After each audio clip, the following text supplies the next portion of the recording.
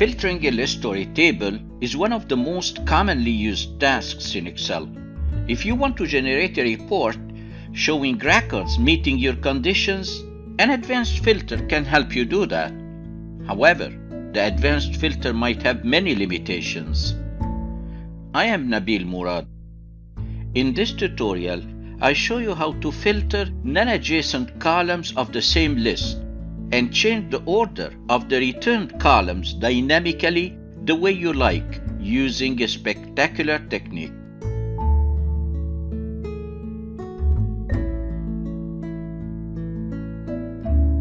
This is how my final project looks like. I have a list or a table showing multiple columns: a first name, a last name, a phone, an address, a city, a state, an email, married, and a balance column. I also created two drop lists in column L and column M, and using these two drop lists, I can switch my conditions, select a different state or a different status for the married, whether yes or no. I want to extract records from the source list where the two conditions are met. So I'm selecting some rows, not all the rows. But when I extract the records, I don't want the columns in the same order. I don't even want all the columns.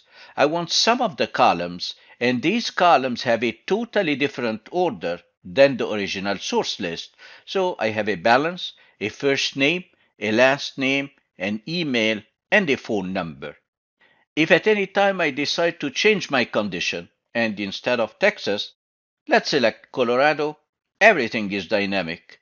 For the married, I want those who are not married, so I select no, everything is dynamic. But what if I decide I want a different order of columns? So let's say I want to bring the last name here, so I select last name, and I want to switch the first name, so I select from the drop list, I select first name. If I don't want the phone number and instead I want to extract, let's say, the city, I'm able to do that. Everything is flexible and dynamic, and we want to start creating this project from ground up in Excel. We have a lot to learn, so let's get started. Here is my start file. You can download the exercise file and follow along by clicking on the link below this video. Here is my source list. It could be a list, it could be a table, preferably a table.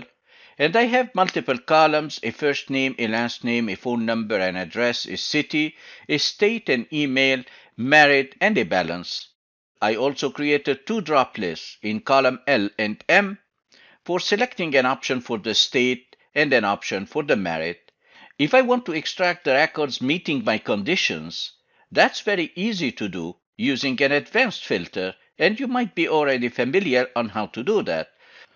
So if I select any single cell in the list, and then I can go to the Data tab of the ribbon, and on the Data tab I click on Advanced. That opens the Advanced Filter dialog box. Excel recognizes the list, and you can see the dancing ants all around because we have blank cells all around. And here it asks me, would you like to filter the list in place? No, I want to copy it to another location. So I select the radio button for copy to another location. I need to specify my conditions. I'm deleting the previous values. I'm clearing the two boxes. And here I want to specify my criteria range by selecting from L1 to M2. I'm selecting these four cells. And here I want to specify the destination. So I put my blinking cursor in the copy to box. And then I specify a destination. Let's say I'm going to extract the records in column L in row number 6. When I hit OK, automatically the advanced filter extracts the records meeting my conditions. This advanced filter has multiple problems in my project. Number one, it's not dynamic. So if I change my condition and instead of Texas I select Florida, nothing is changing. Number two, it's extracting all the columns, although I don't need all the columns. I need to extract some of the columns. And not only I want to extract some of the columns, I want to change the original order. So maybe I want to bring the balance first, the last name, the first name. I don't want the address field. I don't want the city or the state. I want to bring the email followed by the phone number. So I want a totally different order. At this point, the advanced filter cannot help. So let's see how to solve this problem by using a combination of dynamic array functions. I move to the next worksheet, M2. I have the same exact table, and I'm going to start by counting how many records I have. So in one of the cells, I'm going to type a function that counts how many rows I have in the source data. And the function is simple, equal rows, and then I hit tab. And the rows function will be counting the number of rows in this source list. I hover over the corner of my table, and when I see the black rotated arrow, I click and I would have selected my table. It's named Data B, and I close the bracket. The moment I hit enter, it returns 225. That's the total number of records I have in the source list. Instead of getting the total number of records, I would like to create a list of incremental numbers starting from 1 up to 225, or whatever the number of records if later on I add more records. So I'm selecting this function, I put it in the edit mode by hitting F2, and I'm going to wrap this function in a sequence function. So I put my blinking cursor before the rows function, and I type sequence. I hit the tab key, and then I close the bracket for the sequence function. When I hit enter, I get an incremental list of numbers from 1 to 225, which corresponds to the total number of rows I have in this list. Instead of getting an incremental list of row numbers, I would like to extract only the row numbers meeting my two conditions. In other terms, I would like to filter this entire list of numbers returned by the sequence and rows function to return simply the row number where the conditions are met. And to do this, I'm going to use a filter dynamic array function. I put my function one more time in the edit mode, and I'm selecting the top cell because the function lives in this cell only and it spills in the adjacent cells. I hit the F2 key, and before the sequence function, I type filter. I hit the tab key. This is the array I want to filter, all the numbers returned by the sequence and rows function. I click at the end, and I type a comma. What's your condition? Well, in fact, I have more than one condition. And when you have more than one condition and you want both conditions to be met, then you have to include them in brackets and at the same time multiply them. Multiplication equals AND, which means I want condition 1 and condition 2. Let's open the first bracket. What's your first condition? My first condition is in the state. So I hover over the state column. When I see the black down pointing arrow, I click, and it adds the structured reference in my function, the name of the table followed by the name of the column in square brackets. And I ask, is it equal to Texas or whatever condition I have in cell L2? And I close the bracket. That was my first condition. Let's deal with the second condition. So I type a multiplication symbol, and the multiplication symbol means AND. I open bracket, and my second condition is in the merit column, so I hover over this column. When I see the black down pointing arrow, I click to select this entire column, and I'm asking, is it equal to my condition coming from cell M2? And I close the bracket for the two conditions. This is the include part of the filter function. I'm going to omit the last argument of the filter function, and I close the bracket, and then I hit enter. Now the filter function returns the row number of the records meeting the two conditions. The first record, record number 1 for Texas, and the merit status is yes. And the next one is record number 16, the next one is 21, and so on. Having the row numbers, I can use them to extract the records themselves by using an index function. But the index function requires three things: an array from which it will be extracting, and that's simple. The array is my entire table. The second argument is a row number for the records I want to extract, and I already did that, and I see the row numbers in front of me. But the last argument is the one that is really problematic, because I don't want to extract all the columns. I want to extract some of the columns, and I want them in a specific order that doesn't match the original order in the source list. So I'll be extracting the balance, and then the first name, which is column number 1, and then the last name, which is column 2, and then the email, which is column 7 in the source list, and then the phone number, which is column 3 in the source list. Let's see how we do that. To start creating by index function and to simplify the concept, with the first cell selected in the list, I'm going to cut this entire function, Control X to cut it. I hit enter and I start from scratch. I type equal index and then I hit tab. Where is your array? My array is the entire table. How do you select the entire table? You hover over the upper left corner, and when you see the rotated black arrow, you click and you would have selected the entire table. That's my array. And then I hit comma. What's the row number? Well, the row number is this long function that I created earlier, the combination of filter, sequence, and rows. So I'm going to paste it. I have it in the Office clipboard. And then I hit comma.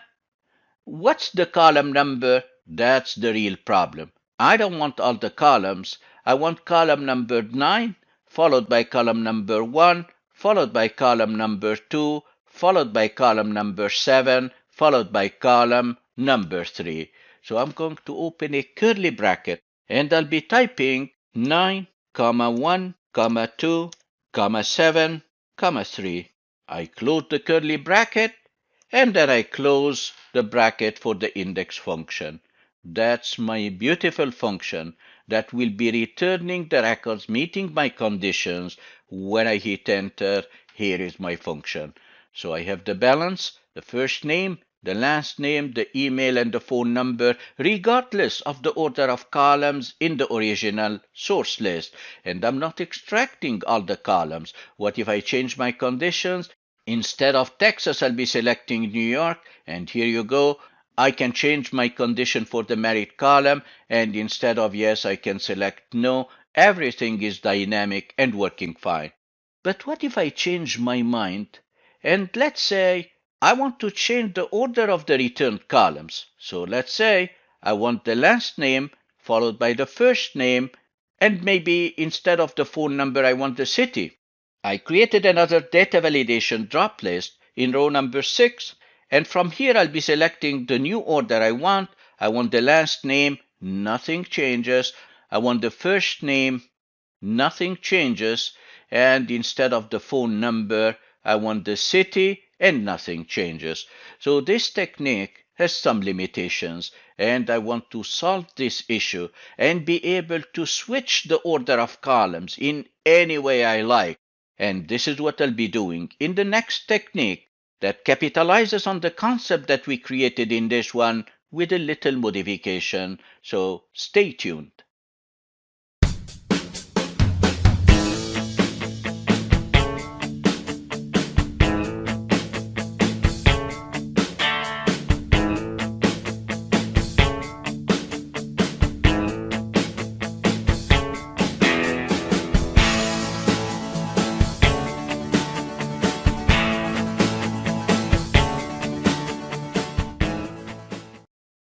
In this worksheet, I have the same exact table, the same conditions and drop list. I want to extract the records meeting my two conditions, but I want them to be extremely flexible. So if I decide to change the order of the return column, I can do that at any point of time. I start by creating the same exact function that I created before. So let's review it very quickly. Equal rows. And then I hit tab. I want the rows of this table, so I select the table, and then I close the bracket, and then I hit enter. It returns the number of rows. Don't worry about the formatting. There is a currency formatting applied, but the number of rows is 225. I put my function in the edit mode one more time, and I want to wrap the rows function in a sequence function. So I click before the rows function, and I type sequence. I hit the tab key, and I close the bracket for the sequence function. When I hit enter, it's extracting all the rows from 1 to 225. I don't want all the rows. I just want the rows having the two conditions. So I put my function one more time in the edit mode. And I wrap the sequence and rows function inside a filter dynamic array function. So I type filter and then I hit tab. All the first part, sequence and rows, correspond to the first argument of the filter function, which is the array. I type a comma. What would you like to include? Two conditions. I open bracket.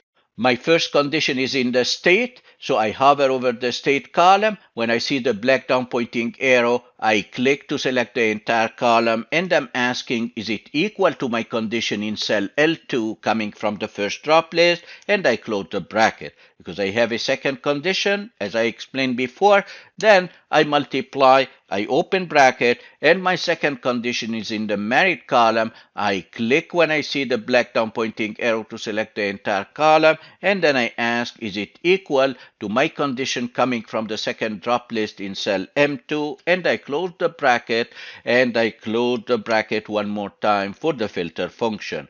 When I hit enter, I'm extracting the raw numbers only for the records meeting my condition. What if we wrap it inside an index function, as we did earlier? Then I can copy this entire function, I can cut it, Control X to cut it, delete the equal sign, and let's start over again. I'm going to create my index function. I type an equal sign, and I type index, and then I hit tab. What's the array from which you will be extracting records? It's my entire table, so I hover over the upper left corner and click to select the entire table. I hit comma, and what's the row number? This is what I did with the filter, sequence, and rows function. So I just paste it here. And then I hit comma, and here is the magical part. The last argument of the index function is the column number. I want to extract the columns dynamically, so I'll be using an xmatch function. So I type xmatch, and then I hit tab. The first argument, what's your lookup value? No, it's not one single value this time. It will be an entire array. So I'm selecting the array in the top row, and then I hit comma. What's your lookup array? I'm looking at each individual value of this top row in the source list in the header row. So my lookup array will be the header row of the source list. I hover over the first row, and when I see the black right pointing arrow, I click to select the top row, and I close the bracket. For my xmatch function, I'm omitting the last argument, and now I can close my bracket for the index function. Let's navigate a little bit to the right to explore the result that will be returned by this beautiful function. I hit enter, and here is the result. Now, what if I change my condition? That's very dynamic. So if I select Kansas, these are the records for Kansas. If I select, let's say, Florida, these are the records for Florida. If I change the status from yes to no, I'm getting the records from Florida. Now, what if you change your mind and you want the returned columns to be of a totally different order? So let's say I want the first name followed by the city, followed by the phone, and then followed by the email. That's very simple. I change my selection from the drop list, and from here I'll be selecting the phone number, and here you go. I want to select, let's say, the city for this one. Here you go. I want to select the state, or I want to select the email. Anything you want can be extracted in any order based upon the two conditions, and we solved our problem with a spectacular technique. I have a bonus tip for you. If you don't have dynamic arrays and you still want to extract records based on multiple conditions and you want to specify the order, then look at this. In the last worksheet, I have the same exact list, and I want to use an advanced filter that extracts some of the columns, not all of them, in any order I specify, and I do not have dynamic array functions. I'm limited to advanced filter. So I'm going to use it in a very tricky way. Look at this. I select any single cell, and I want to open the Advanced Filter dialog box. I can go to the Data tab of the ribbon and click on Advanced, or I can use the shortcut Alt-AQ. The Advanced Filter dialog box opens, it highlights the original source list, and here it asks me about the condition. So if I scroll to the top, I put my blinking cursor in the criteria range, and I select the 4 cells for the condition. I want to copy to another location, and here is the trick. When I click on copy to another location, usually the cell we select in the top left corner of the extracted data, because the advanced filter extracts the header as well. But what if I put my blinking cursor in the copy to box and I already have the order I want? And I'm selecting all these headers that were created in the exact order I want. These are the only columns I need and the specific order I want. The moment I hit OK, look at that, I was able to extract using the advanced filter. Of course, it's not dynamic, so if you change your condition, then it doesn't update automatically and you have to recreate the advanced filter, and you cannot change the order of columns dynamically as we did with the dynamic array functions. If you found value in this tutorial, give it a thumbs up and consider subscribing to my channel and ring the bell to be notified when new tutorials are released. The best is yet to come. Thanks for watching and see you next time.